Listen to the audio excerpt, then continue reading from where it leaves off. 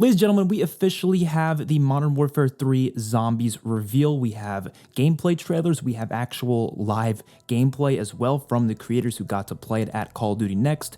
And I decided I'd do a video just kind of talking about my thoughts on it, just talking about everything that we saw within the gameplay and different information we also got based on this mode. I decided I'd save all my multiplayer thoughts until tomorrow, because we're actually going to get to play the beta tomorrow, so I might as well save my thoughts when I actually get to play it, rather than just talking about it when, of course we saw multiplayer gameplay today, but like I said, I'd rather just wait.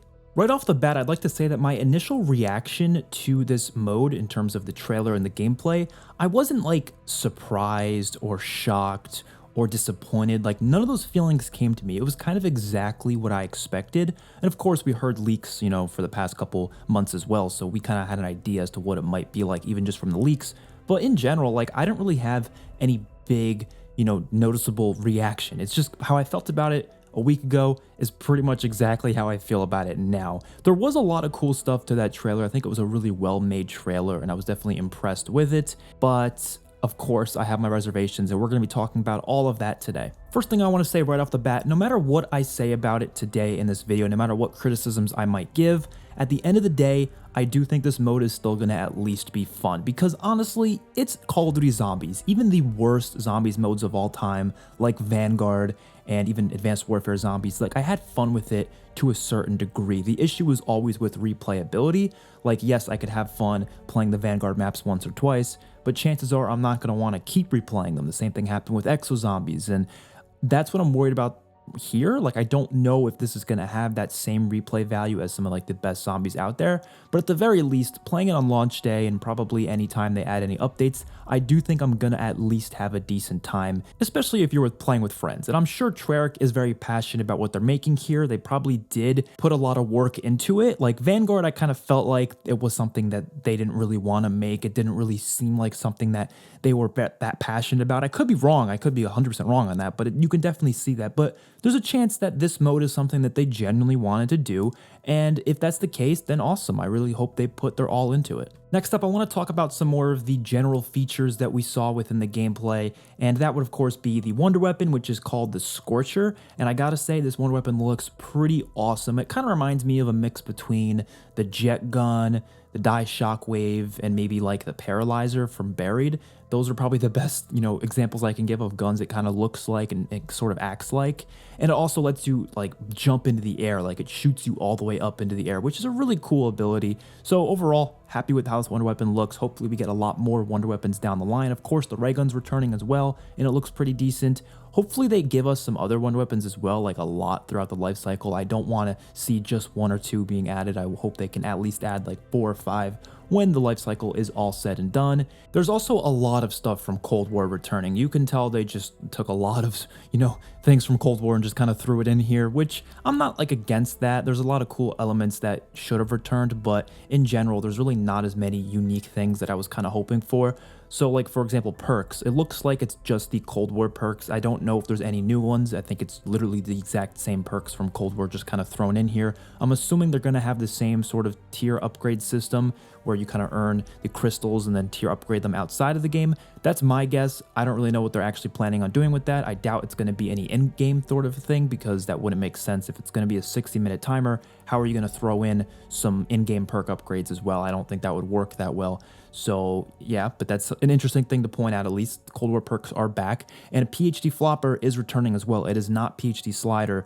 There's some YouTubers were saying that yes, you can actually flop with it and it works with PhD Flopper. I'm not sure if it was also a slide effect as well, but because we know dolphin diving is going to be in this game just like it was in Modern Warfare 2, it makes sense they would return with PhD Flopper, which is pretty cool. It's cool to see that back. Of course, the Pack-a-Punch looks just like the one from Cold War as well. And in terms of bosses, yes, it's all the Cold War bosses pretty much returning. We saw the Mangler, the Mimic, the Disciples, the Hellhounds looked very similar to the ones from Cold War. We also saw an Abomination, but it was like a mega version of it. It was really huge, which looked pretty cool. Hopefully that's more of like a boss fight type thing, kind of like the Orda was on Outbreak. There's also this worm thing, which I don't know what this is, but it was like a really close shot in the trailer, and it was this giant worm, and it looks really cool. Hopefully that is a boss fight as well. I'm assuming that's going to be some sort of a boss event that we get to do. and I'm excited for that. We also saw this one vehicle which looked like it was like dark ether infused or something, and I thought it looked really cool, and I really hope this means we're going to get customizable vehicles, because that was the one thing I felt like Cold War Outbreak was really missing, and I think would make a lot of sense. Let us customize our vehicles. Now, when I mean customize, I don't mean throwing a paint skin over it. Like, that's not what I mean. Of course, you can do that in Cold War. You can also change the radio thing. That's not what I mean. I'm talking about like actual upgrades to your vehicles that make them more powerful. I think that would be really cool if we can do that. I don't know if this is what that means, but it just looked cool regardless, and they made a point about it in the trailer. Another really cool thing that I noticed is actually the environment does change. So I'm not sure if this is because of the storm or whatnot, but there were certain parts of the gameplay where the environment looked different. Like one moment it would be very clear, and then the next moment there would be like a sandstorm almost. And it didn't look like the usual storm that we're used to, so I'm not sure if it actually is that. But I could be completely wrong. I also saw like lightning in the background. That was probably part of the storm as well. I don't know. I just thought it was something worth at least mentioning. So now let's get into the interesting stuff here, because this is something I'm really worried about, and it could actually really affect COD 2024 zombies as well. And let's talk about it. So essentially, Treyarch states here, well, actually, this is a Charlie Intel tweet, but they're just saying what Treyarch said. So it says Modern Warfare Zombies at launch will not feature an Easter egg quest. There's only a main story quest with 3 acts to complete to unlock narrative cinematics that connect the Dark Ether story. Easter egg quests and additional quests to come post-launch. So I'm not sure if this is just how Charlie Intel interpreted what Treyarch was saying, or if Treyarch exactly said this exact thing, because the wording is interesting, and I don't really like the wording that much because it obviously is confusing a lot of fans who are very much used to, interchangeably using the word Easter egg and main quest. I mean, for years, that's what we've been doing. We call them Easter eggs, and we also call them main quests. To us, they've been the same thing. And I do think Treyarch is trying to differentiate them here. They want main quests to be less of a searchable thing, less of a solvable thing like they were before, and rather just something that you complete, kind of like, a campaign mission where it just kind of tells you what to do and you do it, and that's the main quest, right? And then they want Easter eggs to maybe be the more solvable, like, solving clues and puzzles type stuff.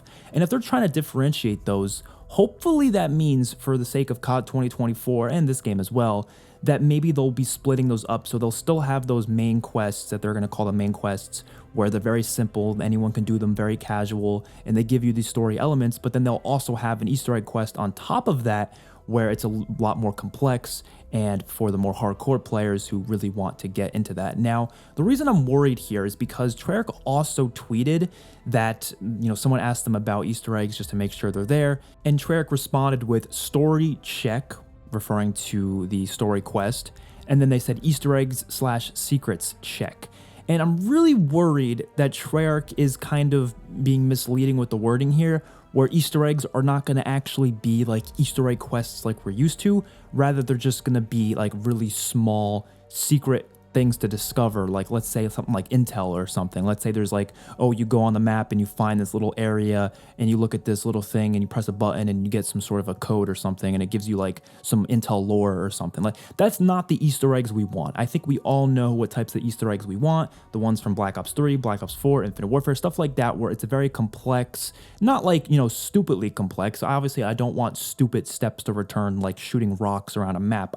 Of course, I don't want that. But certain elements of the past Easter eggs that we all know and love, we want those to return. And whether it's in this game or COD 2024, hopefully they give us that. And I'm just worried that this wording here makes it sound like we're just not going to be getting that, and that these Easter eggs are just going to be very simple things that you just kind of discover and you're like, okay, and you get this, maybe small rewards with it as well. No, I want Easter eggs that are really long, maybe have some story elements to them, but I honestly don't even care that much about it having that much of a story importance. You can save the story stuff for the main quest, whatever, but let us have something that not only speedrunners can really love and enjoy and try to speedrun, but also just gameplay players who just want to do something on the map, have something to do that's a bit difficult, something you have to kind of solve and use your brain for, and then maybe ends in a really cool boss fight. That would be amazing. So this next thing that was said is very, very interesting to me as well. So there's this thing called threat zones, and I don't really know how these threat zone works. I think this might be part of the quest, like maybe you're teleported to it.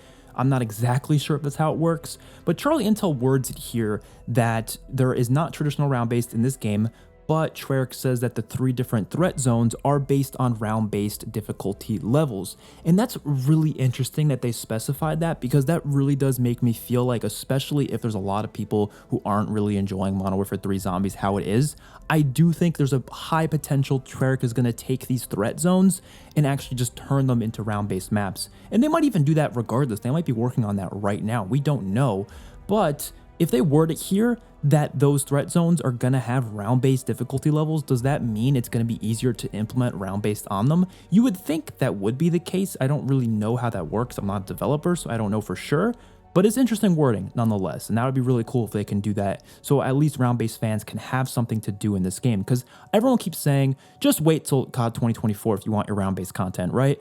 But as a Call of Duty fan, like, we want to play all of the games. We want to enjoy and be part of all the games. And I do feel like traditional round-based is a staple in Call of Duty at this point. It just has been ever since it was, first created. And even when they deviated outside of round-based, it was still something very similar to round-based. Like, yes, Outbreak still had waves. It wasn't traditional round-based, but it still had waves. Even Vanguard Zombies still had waves. There's still rounds to it. Onslaught still has rounds. Like, these modes all still had rounds, and they deviated from it but still had round-based as a part of the game itself regardless, well, except for Vanguard until the DLC, of course. So I do think having a game where there's just no round-based elements is a bit iffy, and obviously it still is a $70 game. So they're going to add content to it post-launch. They just have to. They can't just throw in the mode and not add anything. And I do think adding this would make a lot of sense. It would make those round-based fans happy. And people who don't like round-based might want to at least try them out anyways. And they can maybe just jump in them to level up their guns or something. So I think there's definitely a lot to look out for in this game, especially with the post-launch DLC. I really wouldn't be surprised if they do just that. Take these threat zones and turn them into little survival maps. Another thing I want to talk about is the announced AI soldiers within Zombies. I originally was not a fan of AI in this mode. I thought that's stupid. I was like, yeah, that's not going to work well. But the way they worded it made it sound like they're not really going to be constantly in your face. They're kind of out of the way. So you don't have to fight them. You could kind of just do your own thing. But if you want to take them on, you can. And I think this works in a mode like this. It would not work in, traditional round-based modes. You could not throw AI in round-based and expect people to like that. That would be really stupid. But in this, I could see it working. So there's apparently these different locations, I guess you can call them strongholds, just like they were in Warzone, where AI will be chilling at, and you can go attack them and probably loot them, take their stuff, and you can also send zombies to them. You can lure them. Maybe you can use a simple monkey, throw it in there, and lure the zombies towards them, so then maybe they get taken out by the zombies. Stuff like that is pretty cool. Kind of reminds me of some open world zombie games I've played before. And so that element is going to be kind of fun, and I'm excited to at least try that out. But I hope there's a reason for me to actually want to go to these strongholds other than just loot. Like, if there's just loot, it's like, okay, whatever. I want to see there be actual Easter egg related rewards within these things. Maybe you can uncover some secret bunker that leads to a boss fight or something, or discover a secret, blueprint or something that you get to use. Stuff like that would be really cool, and I hope they implement that. The last two things I want to talk about actually have to do with the time limit as well as the ability to play solo. So for solo, they didn't really specify exactly how that's going to work. They did say you will be able to jump in solo, but is it going to be completely solo, or is it just meaning you're going to go in a solo squad while there's still other players on the map? I hope this means you could just straight up go in solo without anybody else on the map whatsoever. That would be ideal for me. But I don't know, they didn't really specify that. They weren't 100% clear on it, but maybe you guys can let me know in the comments if they did say it somewhere else in a more clear fashion. And when it comes to the time limit, I'm still not okay with it, really. I do think it's a bad idea, but I get why it exists for the specific mode. I just think it would make a lot of sense for them to add a non-time limit mode, even if they don't add round-based, even if it's not a round-based type mode and it's just no time limit. Why not? Let us explore this map. Let us just do whatever we want for as long as we want to do it. And maybe there's a storm that closes in at certain areas but then opens back up or something. They could definitely do that. I don't think it has to be this only way to play it is this mode. I think there's definitely other options that they could go with, and I do hope they give us that. And a lot of people saying, oh, they're not going to do that because they need to work on the next game. You can't expect them to not add anything to this mode. That doesn't make any sense. It's still a $70 game. They have to add stuff, right? And if they're going to add stuff, they might as well add more ways to play. And actually, the developers themselves on the live stream specified that their goal is to have as many options as possible. And that should mean more modes like this that allow for players who aren't happy with certain things to actually still enjoy the game. It makes so much sense for them to do that. So hopefully they do it. Let me know your guys' thoughts in the comment section below of Modern Warfare 3 Zombies. I keep wanting to call it Warzone Zombies because that's basically what it is. It's on the Warzone map. I'm excited. I'm definitely looking forward to it, although I definitely have my reservations, and I'm definitely 1,000 times more excited for whatever they're going to do in COD 2024. I just really hope they're going to actually implement some difficult Easter eggs that are replayable. That's my #1 hope here, and I guess we'll just have to wait and see. I'm mostly excited for that multiplayer stuff, though. I can't wait to try out the beta tomorrow. Let me know your guys' thoughts. I'll see you on my next one. Peace out.